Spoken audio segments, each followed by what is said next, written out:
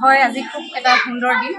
বাৰেকুৰি আঞ্চলিক মহিলা সমিতিৰ এক বহুত সুন্দৰ কাৰ্যসূচী আৰু শিল্পী দিৱস আজি অহাকালিলৈ আচলতে আমাৰ জ্যোতিপ্ৰসাদ আগৰৱালাৰ মৃত্যু তিথি আৰু এই তিথিটো সমগ্ৰ অসমতে যেনেকৈ পালন কৰে, আমাৰ বাৰেকুৰি আঞ্চলিক মহিলা সমিতিৰ উদ্যোগত খুব ধুনীয়াকৈ আমি এই অনুষ্ঠানটো আয়োজন কৰিছোঁ।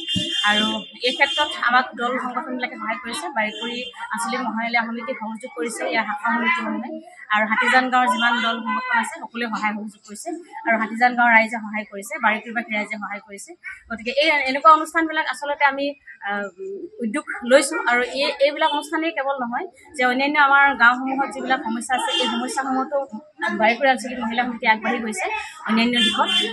আৰু এই অনুষ্ঠানটি খুব ধুনীয়াকৈ আয়োজন কৰিছে, আৰু আমাৰ উঠি অহা প্ৰজন্মই যাতে শিল্পীজনক মনত ৰাখে, তেখেতৰ গীত যিবিলাক নাট গীত এইবিলাক ইয়াত হ'ব, অনুষ্ঠান পৰিৱেশন হ'ব।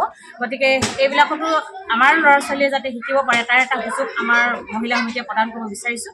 আৰু অনাগত দিনত শিল্পীজনক আমি মনত ৰখাৰ যি প্ৰয়াস কৰিছোঁ, আৰু আমাৰ জাতীয় জনগোষ্ঠীয় সংগঠনসমূহৰ দ্বাৰা যি ইয়াত অনুষ্ঠান হ'ব বা প্ৰতিযোগিতা হ'ব, এই প্ৰতিযোগিতাসমূহৰ পৰা ৰাইজে শিকিব পাৰিব, আমাৰ কণ কণ ছাত্ৰ ছাত্ৰীসকলে শিকিব পাৰিব।